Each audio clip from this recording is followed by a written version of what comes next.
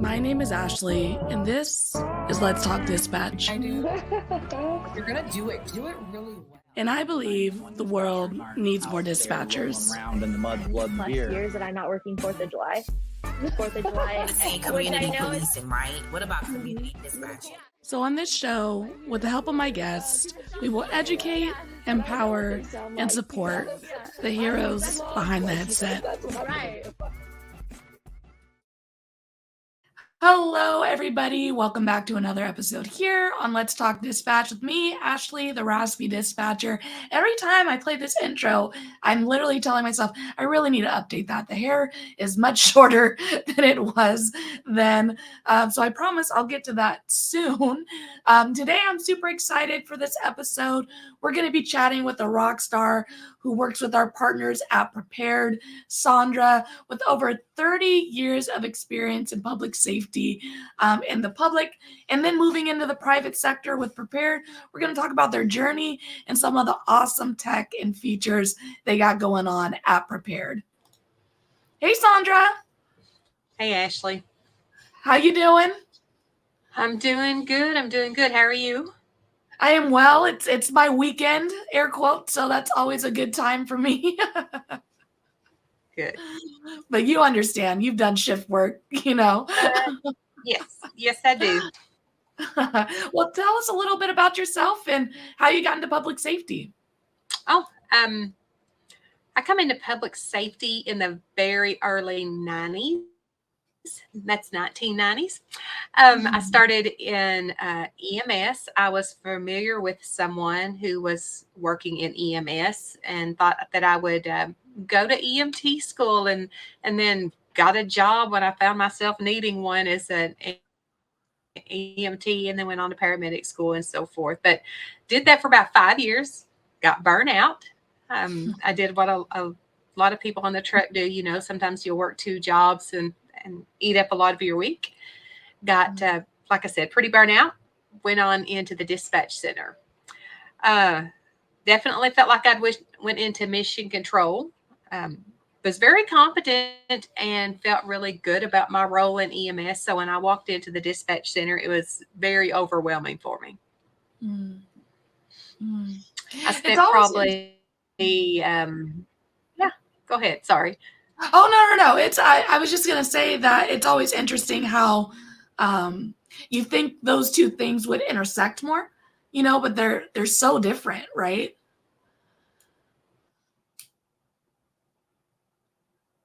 Oh, yeah. I think sometimes it's easier just to do it than to tell someone how to do it for like your pre-arrival instructions. I always struggled with that a lot in the very beginning, you know, having to tell someone instead of just doing it yourself was very challenging for me. So you got into the center, and what did that look like for you? It was not a natural fit for me. I struggled. The multitasking was challenging to say the least. And it was quite a blow to the ego coming from a place where I was very confident and walking into that dispatch room, and then with all the radios and computer screens. And that was even back then. You can imagine what it looks like to a new person now walking into the room. But even back in the day, it was really, really just overwhelming. And that's just the equipment operation. That's not to think about the other challenges that come with the job. For sure. And what are some things that you found helpful in that transition that worked for you? I believe it takes a lot of resiliency to get through it. There were some great mentors that I had along the way, but it was really just emulating the behavior of the ones that I respected, or I felt that was doing a really good job. Not that I necessarily knew at the time what that was, but the ones that I felt that did a good job. So a lot of it was just imitation of those who had come before me that seemed to know what they were doing. It's so true. I just was talking to some people in my comment section about how people really do make your center, right? A lot of folks have the experience in dispatch where it's not a it's toxic. There's a toxic work environment with the being a trainee and, going through that experience, which we're hoping is going away more than it is a reality these days. But it does happen. And having people to emulate in your training and feeling like you're being supported through this tough process is so important in our centers. I agree. I find that if I'm teaching a CTO class or even talking to a group of trainers, it can become very frustrating for the trainers, especially right now when the turnover rate is so high and they are like in a 2-year constant training cycle, especially if they're training on the floor. A lot of times they're probably pretty exhausted from training. And sometimes that frustration leads right down to the trainee. A lot of trainees feel like they've been bullied along their journey, to say the least. And I can't say that I felt any different back in the day, but it's interesting to hear their stories. It passes for the most part, I believe. I think sometimes it's just a rite of passage that it is almost become accepted, unfortunately. And when some of this stops, they'll realize we need the help, right? We need the people in the seats so we can all have a vacation day. So why run them off with being difficult at work? Exactly. We all love time off. Let me tell you. So anyone who's going to come into the center and make me be able to submit a time off request or get my regular days off, I applaud them. I welcome them 1,000%. But one thing you mentioned is the CTOs and the burnout that happens there. And I think for supervisors, this is something to really remember and be aware of, especially in our centers where we're shorthanded, because a lot of times we're like, you train them, you train them, you train them, so we can get folks onto the floor.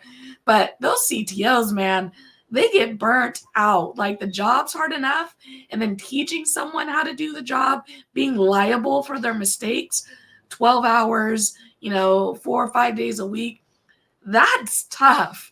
So really being aware of that as a supervisor and working in breaks where that person can just focus on doing their job for a day rather than having a trainee, I think goes a long way.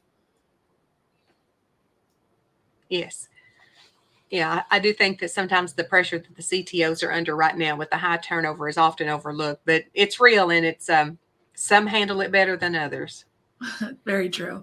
Do you remember any of your early calls for service or early shifts making that transition into the dispatch center? Yeah, I one of the first calls that I took, and I'm sure it wasn't the first call, but one of the first ones that I took was a vehicle that was struck by a train. Oh, wow. And it was right just inside our city limits, and it was hit by a train. But that wasn't what really stood out to me. Mm-hmm. There was trains that were both coming opposite directions. So not only did one train hit his vehicle, spun him into the other tracks where he was hit by a second train and walked away from it. So and I think that's what I'm like, the guy needs to buy a lottery ticket on his way home. Yes, like have the ambulance stop and walked away. Yep. I thought that wild. Was pretty amazing. Yeah, I would have asked my ambulance driver, like, just pull up here. We need to get some numbers on this real quick. Yeah. Because that's insane. That's one of my first ones, because I thought, okay, he's been hit by not one, but 2 trains that he really had. And like I said, he walked away from it fine. So that kind of stuck with me as one of those early calls. They get darker, those calls that stick with you and so forth. But I just remember that was one of those in that first 2 or 3 months that just, it's one of those crazy calls to me. Yeah, that is great. And it just kind of reminds you, and for folks who aren't in this line of work and aren't hearing crazy stuff come through their telephones every day, is just like how often the thing you think would never happen happens more often than the public is aware of. Oh, yeah. I don't know if you've seen on the news today in Baltimore,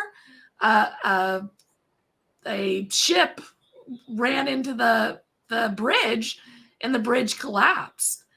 And I know for the dispatchers, shout out to them. That was a rough morning for everyone in Baltimore. And it's just one of those things, like when you see it come across your screen, you think, oh, I just never thought that would have happened.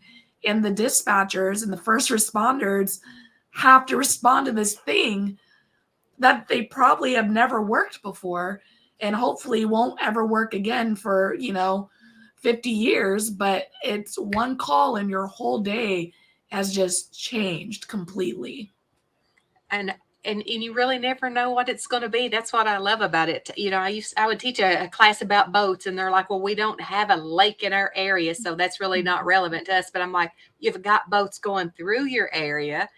It's like not worrying about a plane crash because you don't have a major airport. That doesn't mean you may not be hosting a plane crash, So I just think that dispatchers are so resourceful because, just like you said, that may be that 1 in every 300 incidents that they have to deal with, or they may never deal with it again. So it's definitely the dispatchers. It's definitely the fun part of the job. I heard another 911 call where the caller was like, yeah, a pilot's in our backyard. And you're sitting there like, what? A pilot's in your backyard? They're like, yeah, they jumped out the plane and landed in our backyard because they had to, ditch the plane for whatever reason. But those things are like what dropped in your ear. And like your 911 call, for example, it's like, he's hit by a train. No, he's hit by 2 trains? Like, what? But and as I look back on it, though, what a fabulous opportunity it is, not only for the ones who have got to do that for so many years, but for those up and coming newer dispatchers in the seat, that it really is an opportunity that they have to be with someone when they are having a caller in crisis. A lot of people want to be the hero, and dispatch gets to do that every single day, to be that person in that moment of crisis, and nobody else can help them except them. And I just think it's a wonderful opportunity that we got to sit in that seat, that the newer ones coming up are still sitting in that seat, taking those challenges that most people would take a week to try and figure out how to respond to, and they just do it on the fly every day. So just keep it up. I appreciate everything that they're doing out there. Awesome. Well, you had an amazing career in public safety. You were in the field to start, which props to you. I'm one of the people who doesn't want to see or smell it. So, like that is a tough job in itself. And then you've transitioned into the private sector. What was that like? And, how, tell us a little bit about Prepared as well. Thank you. It was actually very easy for me. I had a great team around me, really just a phenomenal group of people when I left being in public safety. But it is challenging. I have a lot of my colleagues that are approaching retirement age, or where they are leaving public safety in one aspect of another, whether that be in dispatch or in the law enforcement or fire service side, where they're actually coming out of public safety into the private sector. And I see a lot struggle with it, especially because they were really at the top of their careers when they left. For the most part, they have reached as far as that they felt that they needed to go. And then to go and really kind of just start over with new jargon and social intelligence skills that needs to be used. And just even looking for a job. If you've not looked for a job or interviewed in 20 years, how challenging can that be? I mean, really. So there is a heck of a learning curve that gets to happen for some of these folks as they transition. But wow, and I do get to say this because I feel good about this, but I bring a set of skills with me that you kind of almost have to just be on that public safety team to understand. So I get to do that. So that's fabulous. It's wonderful. And you're right. I mean, for folks who are in dispatch right now and are for whatever reason, whether they're hitting that retirement age or they're not feeling it anymore, maybe they're burnt out, all of those are realities and they're looking for a pivot. There are so many opportunities that our skill set brings to us. There is a whole private sector that exists that are looking for folks with our experience, with our skills that really do translate to other careers and jobs. And I know for folks who don't, who aren't in that job searching mentality right now, are just like, what are you talking about, Ashley? I'm a 911 dispatcher. How does that translate out into the world of normalcy? Right? But we do have all these skills. We have de-escalation, abilities to multitask, prioritization, all of these things do translate into the private sector, into other careers. And if you are at a stage in your life where you're looking to pivot, explore those options and really dive into the things that you love about the job you're currently doing, and try to find a job that can offer that, outside of dispatch. So I've got to ask, okay? Yeah. You have your podcast. Let's talk dispatch. How was you able to bridge that gap from being inside the room to a podcast? Tell us how that happened. Yeah, I really personally, I enjoy podcasts. I love listening to podcasts in my spare time. And as I was doing all this raspy dispatcher stuff and making videos, one day I was just like, I want to actually talk to people about this job, their experiences. When I started the raspy dispatcher, it was very early in my career. I mean, I'm only going into year 6 now. So my scope of practice was short, more small back then. So I definitely, as it grew, I wanted to talk to people who had a bigger scope and had more experience and had more information than I had to give it out to the world. And also, I get to absorb it. And so I am decent with the tech stuff and kind of fell into the podcast aspect of it and let them all come together. And here we are now, a year and a half so later. Well, you've been doing great. So thank you very much for all that you're doing for our public safety community. Oh, I really do appreciate that. It really is a lot of fun. And like I said, I get to talk to you folks first before anyone else gets to hear it. So it's like a class session for me every time. I get to learn so much. It's really a blast. Well, thank you for what you're doing. No kidding. I mean, and all recordings aside, you can edit it out, but thank you for doing that, because it is a very niche community, overlooked for many, many years. I know there's more podcasts and so forth coming and stuff, but when you compare them to the number of just random podcasts out there, it's still a very slim number. So thank you. Heck yeah. No, totally. It is a lot of fun. I'm really enjoying it. And I get to talk to folks like you, and I get to talk about companies like Prepared. And how did you find Prepared? And what was that introduction process like for you? Prepared actually found me. It's just one of those blessings that happen, and that's the way I look at it, as a blessing, that I got to be a part of this company. And for those who don't know, it is just a group of innovators. Absolutely astonishing to what this group of engineers and just a phenomenal world-class team. It really is. I'm honored to be a part, actually, to be considered on staff there. It's that fabulous.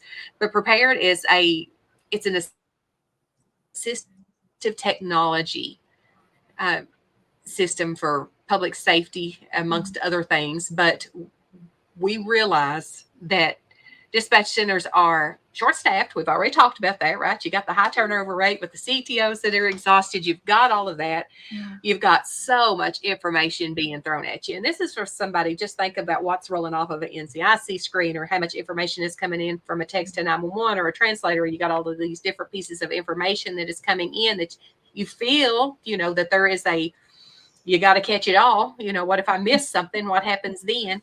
And Prepared is helping public safety do more with less. They know that there's a staffing issue. They know that dispatch has to process so much more information, and we want to be that platform that helps you do that.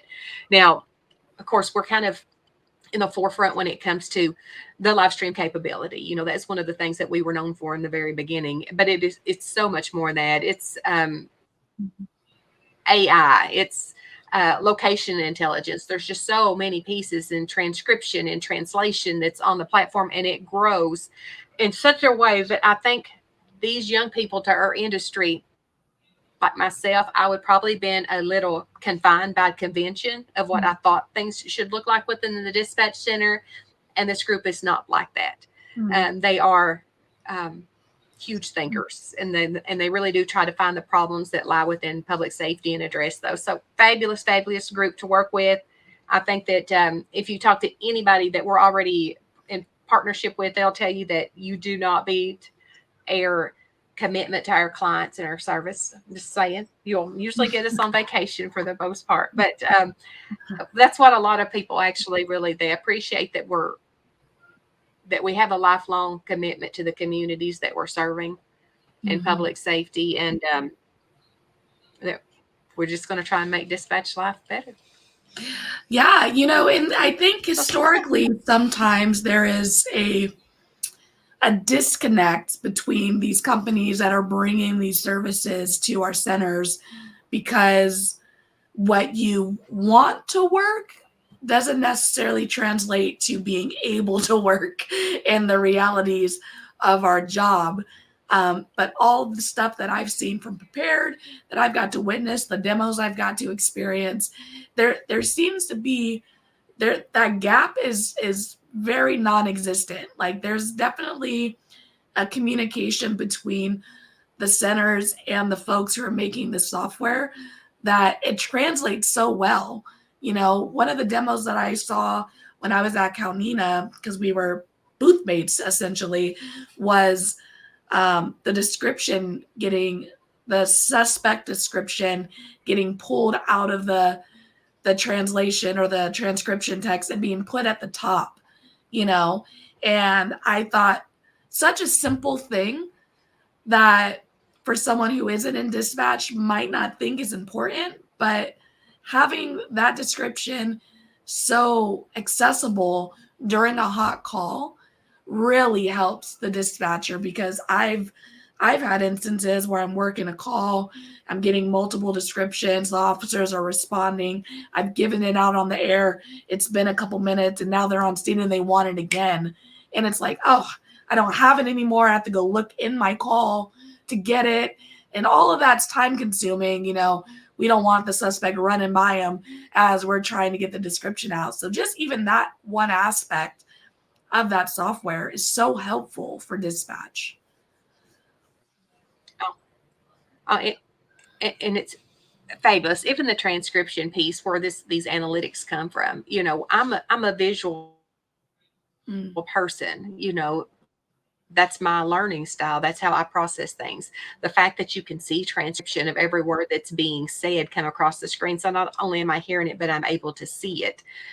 It's like to be able to pick out noisy words out of a noisy crowd, those type of things that you would normally be trying to be listened to on the side of the highway, those type of things. It's really is fabulous. And to your point where you're talking about the insights and the descriptions and so forth, even the fact that it can determine if there has been violence detected or a weapon detected. Somebody said gun, hammer, whatever the case may be, and it would make an alert to the dispatcher that they have said, something to do with the weapon. It's huge. It does help the dispatchers just process that information just so much quicker.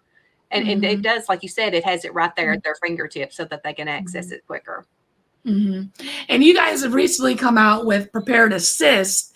And I think the name is amazing, because I think a lot of people, when they hear about like AI and this type of technology coming out into our centers, is that it's replacing, or it is making our dispatchers' ability to do the job less, making us less skilled. Where for me, I believe it's making the job easier. Like you said, you're a visual person. If I don't have to just strain, I can confirm with the visual portion of it, it's making our jobs easier. And that's what I really enjoy about this technology, is that it's an assistive technology. It's not replacing. It's not, doing the job for me. It's making my job easier, because the job's tough enough. Yeah, there is no replacement for a dispatcher. And truthfully, I believe that. I like to compare it. If anyone has been up to the Taco Bell kiosk and tried to order lately, just saying, you're not going to replace a dispatcher with anything strictly AI, but it's there to assist you and just to help you process things, because the calls are not stopping, they're actually increasing. So if our numbers are going down, we've either got to get them up, and even if we do, we're still only going to keep pace with the number of calls that are increasing. So I think that the assistive part is fabulous, of course. Well, what would you say? Because dispatch historically, we don't like change. Change is bad. We don't like that, especially when it comes to our technology. Having new logins and all of this stuff. What would you say to the dispatchers who are listening and going, Ashley, Sondra, I'm not having another tech. I'm not doing another login. I don't want to learn a new system. What would you say to those folks who are hesitant with new tech in the centers? Well, you're natural. It's completely natural. Nobody likes change. Nobody likes tech change, especially. We try to offset some of that. Like if you have Rapid SOS, we can do an integration so you don't have to learn another password, those type of things. So there's some things that we do on our end to try and offset some of the pain of change, because it is painful. Myself included, I may be working with a particular program that's new to me, and it's change, and I compare it to a CAD. Okay.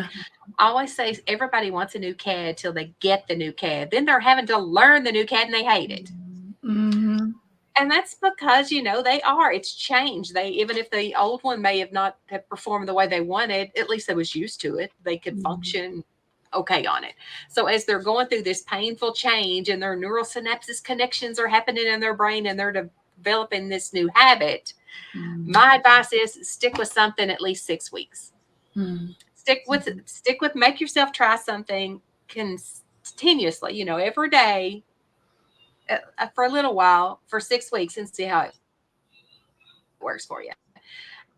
And because that's why so many New Year's, and to get off on a tangent here, but that's why a lot of New Year's resolutions don't work, is simply because they didn't get the time in it before they fell off. If you can go 6 weeks, usually you'll have developed a new habit. So that's what I encourage anyone who is making any kind of change at work, or even if you bought a new phone or whatever, how even just getting the new cell phone for the first week is impossible as you're trying to load everything back on it and so forth. Just give yourself about 6 weeks of good solid use and practice and toying around, and really just go through that period of being uncomfortable until everything clicks, and it will. Awesome. Well, I know there's so many features, so much tech that you folks offer, but what is something that you find exceptionally cool, helpful, exciting that you guys are offering at Prepared? Mine is probably the most boring piece to most people. The live streaming is great because, like I said, I'm a visual person. To be able to see what is actually happening on scene is paramount to me. Yes, you can blur it. You don't have to see anything. But if you think about it from an evidentiary standpoint, how much stuff is being captured that can come back and be used at a later point if it's needed. That information that would always be lost. That's huge. I love the location pieces with the breadcrumb technology. Love all of that piece as well. But I just love a good canned message or even a workflow. Now, I'll tell you about the two. A canned message, it's standard on our starter platform. Most people already have it. You can just send out a pre-typed out text message to anyone you want to. You don't have to type the same thing over 5 or 6 times. You can refer them to websites. You can have them make their anonymous tips just by sending a message out. It's fabulous. Another thing we have is workflows, and that's if, let's say that there is a situation that a supervisor would need to be made aware of, it would notify them. So let's say that you wanted something set up where maybe if the word domestic is used, that it automatically notifies the supervisor. Well, there's some good things we can do there as far as doing some real-time Q&A and those pieces, but to actually, the supervisors can tell, okay, Sarah may have had 6 child-related incidents this week. How good would that be for that supervisor to be able to know Sarah may be having a bad week? There's Yeah. some of those analytical pieces that we're working on that Mhm. really adds to the bigger picture. So I'm excited about a lot of that work. Yeah, I don't think I really ever thought about that, the buildup aspect of that. I think we're all aware of the calls for that day, because we're all there working with each other. But being able to visually see the week, I think that's so valuable for a supervisor, because I think for us who are still, dispatching and whatnot, you're kind of taught and you teach yourself to protect yourself and to keep going. And sometimes we don't even realize when our backpacks are starting to get real full, so having that aspect and that piece that um, tells on us essentially, because we always have a hard time asking for help or acknowledging that we're a little burnt out and we had a rough week of calls. So that's such an awesome component that I didn't even realize until you just explained it to me. So that's so cool.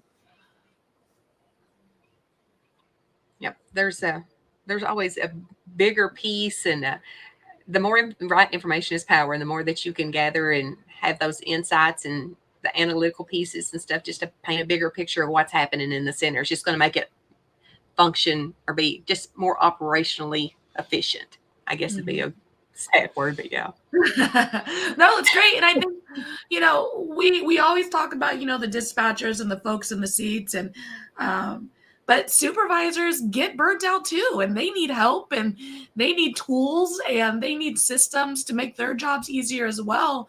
And I think that's a great piece that prepared's not missing, right? That we're not Yeah. overlooking.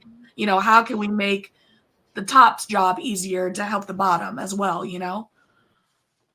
As a matter of fact, it was several months ago, but I put a LinkedIn post on there just talking a little bit about the resignation of a lot of administrators right now, or dispatch directors, just because they're getting it from the top down. Why don't we have more people? Why are we having to pay so much overtime? They're taking all of that from their councils and commissions and so forth from the top down, and then they're getting everything from the bottom up, from the disgruntled dispatchers, the overworked, why we still, we can't get any coverage, we can't get a day off.